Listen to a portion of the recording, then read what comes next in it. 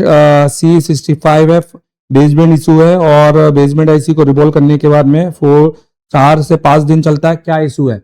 अच्छा, इशू बहुत कॉमन है, कुछ भी बहुत बड़ा इशू नहीं है। तो ये इशू बहुत सारे लोगों के साथ आता है। तो आओ मैं आपको इस इशू के बारे में बताऊं। रियलमी का सेट है C65 बेसबैंड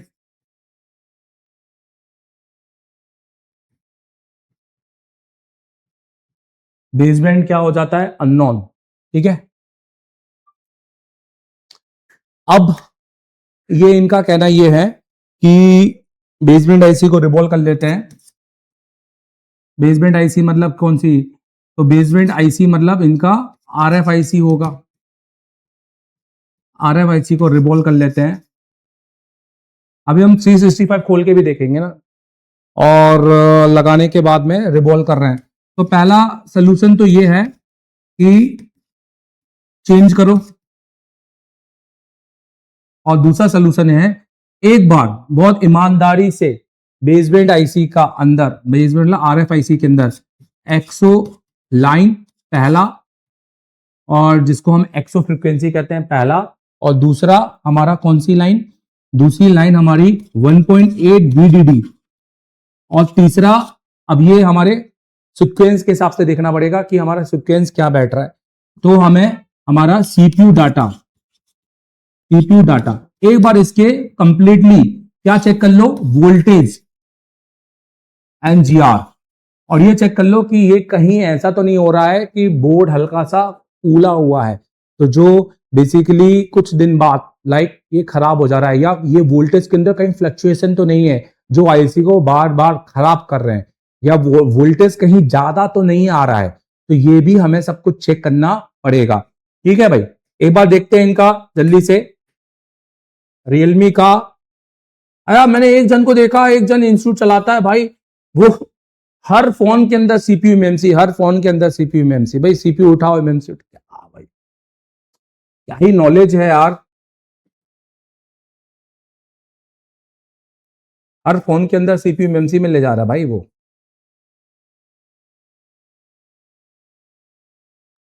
रियलमी का कौन सा है? C65।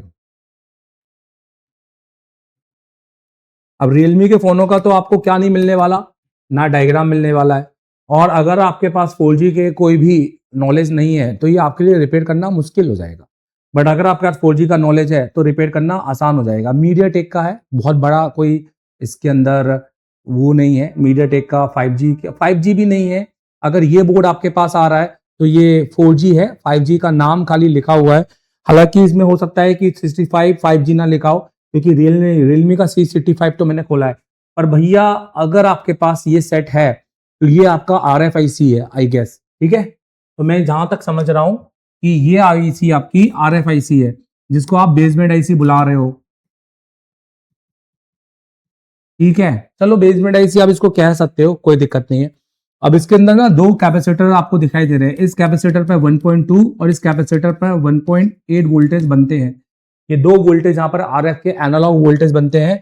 अब इस आईसी के अंदर ये भी चेक करना होता है कि क्या इसके अंदर VIO 1.8 वोल्टेज बन रहे हैं, या इस आईसी के अंदर आपका क्लॉक सिग्नल कहां से जनरेट हो रहा है, क्योंकि इसके अंदर कोई भी डिटेलिंग नहीं दी है। तो ऐसे सेटों को हम अलग से डायग्राम्स करते हैं।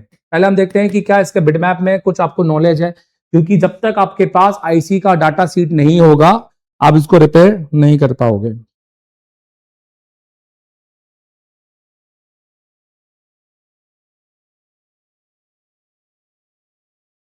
तो जी के मोबाइल सोल्यूशन ने इसके बीच में एक सवाल किया है। सर एक सवाल है, रजिस्टर सीरीज में लगाओ तो अपने मान के हिसाब से वोल्टेज कम करता है, लेकिन डिवाइडर सर्किट में अगर सीरीज में लगा है तो जंपर कर सकते हैं।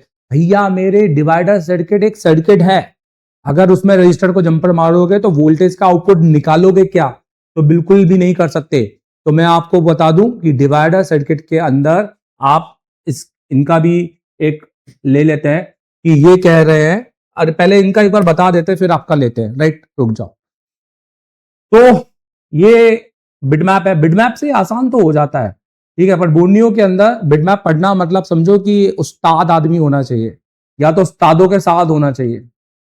और आज की डेट में टीचर ज्यादातर क्या कर रहे हैं, चीजों को एक्सप्लेन तो कर दे रहे हैं पर 4 दिन बाद जाके भूल जा रहे हो, जो कि मेरे साथ नहीं होगा, क्योंकि मैंने तो आपको पूरी क्लासेस आपको अपने हाथ में दे दी है, जिसको आप घर बैठ के आप मेरी जब क्लासेस फिर से रिवाइज करोगे तो आप आराम से करोगे। और मैं जो गलती नहीं करता वो ये गलती है कि स्टूडेंट को बोल दिया जाओ जाके काम करो, ये सबसे बड़ी गलती है।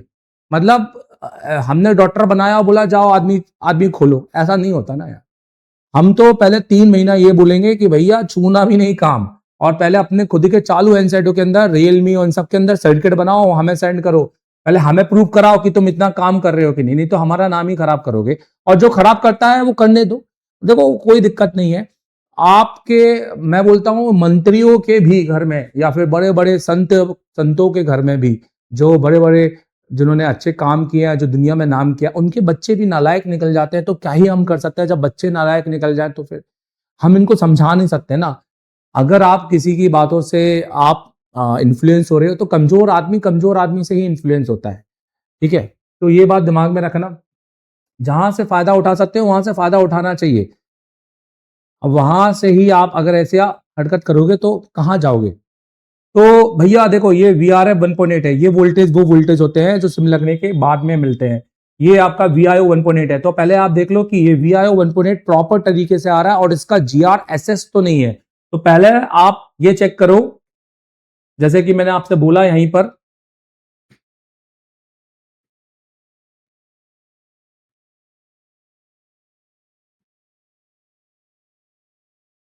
ओके, VIO आप इसका सही तरीके से GR चेक करो। इसका GR 300 से 800 और रिवर्स मोड में 800 से ऊपर होना चाहिए। दोनों अगर दोनों साइड GR सेम आ रहा है तो समझो ये फॉल्ट है, ठीक है। दूसरा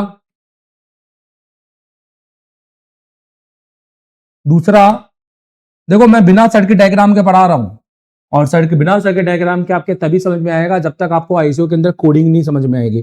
ये वाली सप्लाई के अंदर आपको क्लॉक सिग्नल देखना है, PMIC क्लॉक, और ये सप्लाई आपको सीधा पावर आईसी के अंदर ले जा रही है, दिख रहा है यहां पर। तो इस सप्लाई के अंदर सबसे पहले चेक करो, क्लॉक मतलब DSO से क्लॉक सिग्नल है। क्लॉक सिग्नल तो समझते होंगे, नहीं समझते हैं? ये देखो,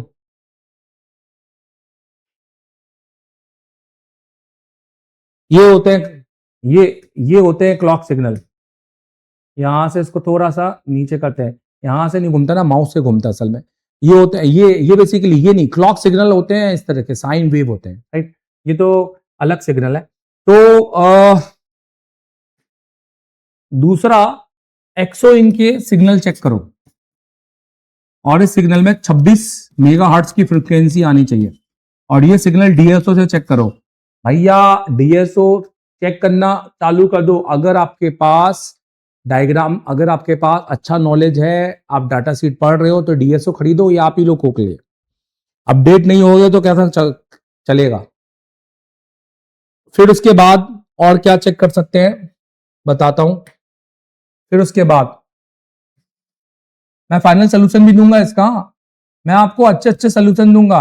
एटलीस्ट आपको ये पता होगा कि भाई मैं करूं क्या, क्योंकि मुझे पूरा तरीके से समझ में आ रहा है कि आपको अब ये समझ में नहीं आ रहा है कि मैं करूं क्या, क्योंकि आप एक ही काम कर रहे हो। आप RF निकाल रहे हो, 4 दिन बाद फिर निकाल रहे हो, लगा रहे हो, और उस टाइम पे आ जाता है। तो इसका मतलब ये है सिग्नल वीक है ना। तो हमको इस पैड में आप देखो कितने आपको येलो कलर के पैड दिखाई दे रहे हैं, बहुत ही कम है यार। सबके अच्छे से GR ले लो। इस GR में ना आपको क्या मिलेगा, ये देखो, आपको अलग अलग पैड मिलेंगे। इस GR में ना आपको अलग अलग पैड मिलेंगे, आप समझ रहे हो मेरी बात। इसमें से कुछ पैड आपको OL मिलेंगे, ओके है, कुछ पैड पे GR मिलेगा। अब OL क्या होता है उसको अच्छे से कभी पढ़ना मुझसे जब आप मेरा क्लासेस लो, ऑफलाइन या ऑनलाइन, ये है। और कुछ पैड पे आपको ग्राउंड मिलेगा, ठीक है। तो आपको OL का पैड को बाहर किसी भी कैपेसिटर में जा रहा है वहां तक बीट चेक करना है ताकि OL ओके हो। और GR पर आपको दोनों साइड, रिवर्स और फॉरवर्ड साइड, आपको GR लेना है ताकि इसका GR लीकेज ना हो। अगर, और ये सिर्फ टच करने पे आना चाहिए, अगर ऐसा हो गया तो समझो कि सब कुछ ओके है। तो भैया सिर्फ अब रिवॉल्व, अब CPU रिवॉल्व करना एंड 100% ये चीज दोबारा नहीं होगी, और ये सब कर लेना, ठीक है। आई होप कि आपको रियलमी C65 का एक बेसबैंड अननोन मिल जाए, क्योंकि मैं अभी आपको बताऊंगा कि इसके अंदर IQ BSI लाइन पे जाओ, बेसबैंड सील इंटरफेस के 4 सप्लाइयां होती हैं, डाटा इन डाटा आउट, जो आपको समझ में नहीं आएगा क्योंकि आप सिर्फ IC निकालने लगाने वाले दिख रहे हो मुझे। ठीक है, फेसबुक से तो मैं सवाल ही नहीं ले रहा यार, क्योंकि फेसबुक वाले ना लाइक करते हैं ना आगे भेजते हैं ना सवाल भी है, तो उसके लिए उनका सवाल भी नहीं ले रहा, मैं यूट्यूब से सवाल ले रहा हूं।